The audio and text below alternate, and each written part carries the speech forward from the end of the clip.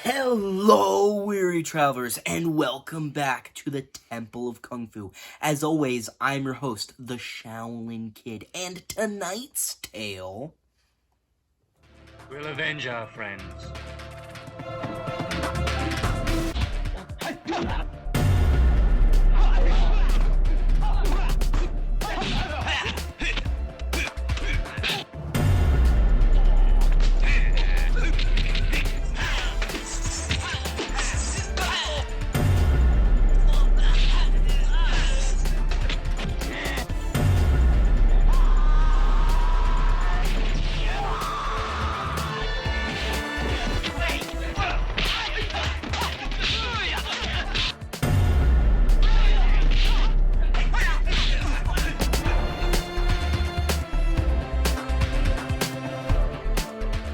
is the Five Shaolin Masters, or Five Masters of Death, as it was localized in America. This film was released in 1974. It is a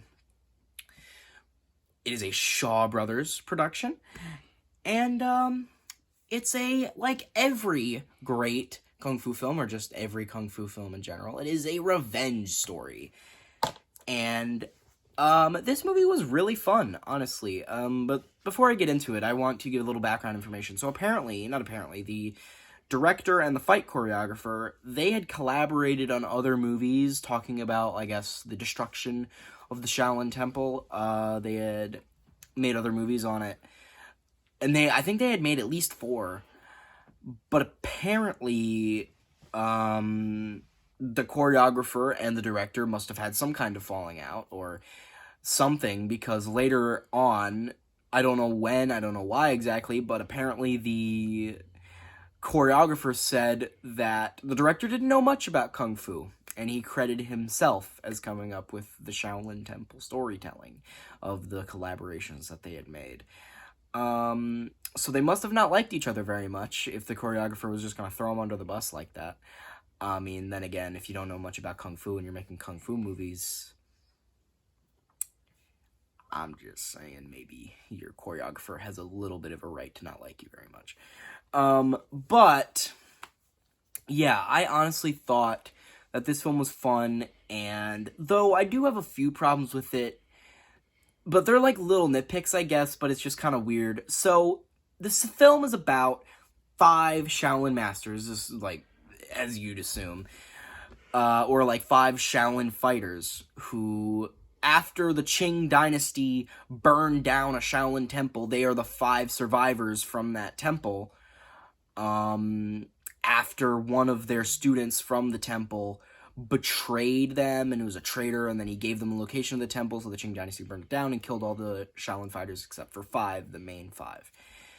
So throughout the movie, like pretty much through most of the movie, they are either battling the Qing dynasty or gathering their army, right? So they do this.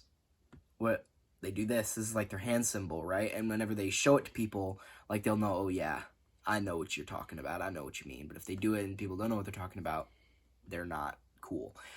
But, so essentially, as I said, throughout the whole film, they're gathering this army, right? They're fighting the Qing dynasty. They're pretty much at war with the Qing dynasty, pretty much, right? Or at least with this small sect of the Qing dynasty, of like all the 5 bad guys are at war with them, right? And you'd expect in a movie about a kind of pseudo-war, you'd expect it to end with a big battle, since they've been gathering an army throughout the entire film. I mean, hell, they even, like, became allies with a bandit, like, clan. They became allies with bandits so that they could help them defeat the Qing dynasty. But they didn't do that. I don't have a problem with it. It's just like at the end of the movie, the 5 Shaolin Masters, they kind of forget that they have an army, I guess, and then they just train in a temple, well, the burned down temple. They train by the burned down temple to master techniques to defeat the bad guys, right? Which makes sense, but then they don't incorporate their troops, like the thing that they spent like half of the movie doing. They just kind of don't really focus on anymore, and then they're like, oh, we're just going to fight them ourselves. When, again, I don't have a problem with that inherently. I don't think it's like a huge issue. I just think like maybe like while they're fighting, there could be a big battle going on or something. There could be a big battle going on, not just between our main villains and main heroes, but also between the armies that they both have. But no, the army just kind of hangs out in their HQ and they just kind of do stuff, I guess. But I mean, yeah, they helped them earlier in the movie. Like they fought little battles with like patrols and stuff like that. Like they do some ambushes. But that's pretty much it. Like, they don't have a big battle, you know? And obviously, that would cost a lot of money. That would cost a lot of extras. But now with that being said, how about the final battle itself? How was the final battle itself?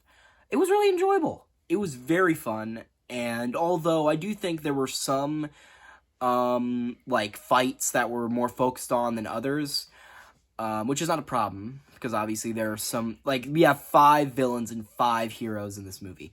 Obviously, there are going to be more villains that get more focus, and there are going to be more heroes that get more focus, right? I think there's literally one of the villains in the movie who, like, has, like, maybe 10, 15 lines max. Like, there's a villain in this movie that, like, I completely forgot existed at some point.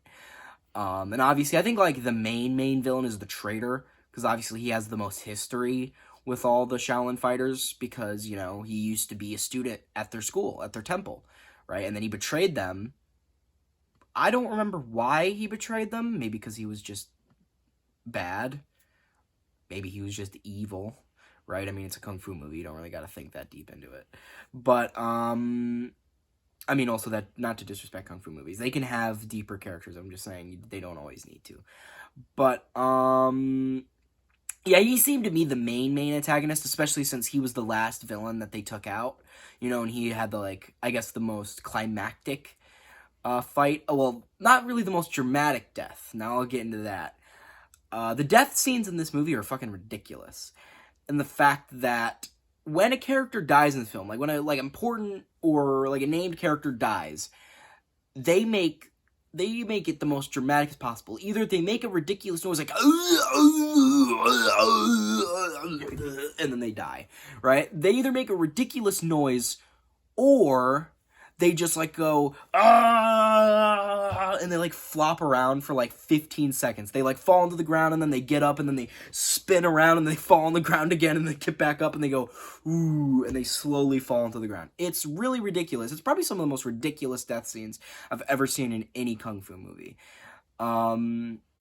But speaking on that, I think the most dramatic death scene in this movie was the axe guy. I don't remember his name, but he had an axe on a string, or like a rope, and he would, like, swing it at people like a whip or something, like a lasso.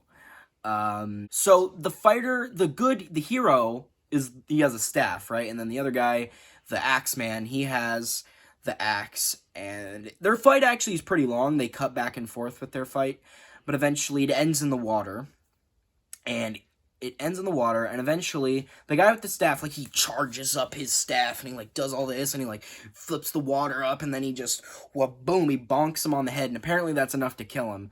And he just, like, he bonks him on the head, and then he, like, flips over, he falls into the water, and then he rolls around, and then he stands back up, and then he falls back down, and then he stands back up, and then he goes, ugh, and then he just, like, falls and dies. It's ridiculous. Like, I'm not doing a great way to describe it, but just watch the movie and understand that it's just really funny, because I really love overdramatic death scenes, because it's just ridiculous, right?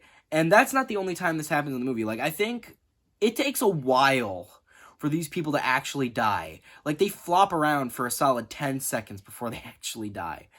I mean, when you get stabbed, you know the first thing you're gonna do is do a front flip.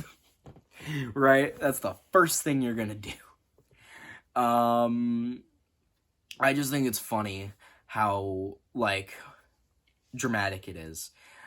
I think, honestly, though, the thing that this film is most enjoyable about is obviously the fights. I mean, the film just gets right to it. You know, there's wasting no time. Like, as soon as the movie starts, I think, like, boom, boom, boom, fights, and they just don't waste any time. There's, like, no time wasted in this movie. I feel like a majority of this film is the fights, right? Which is good, right? You want good fight scenes. You want a lot of fight scenes.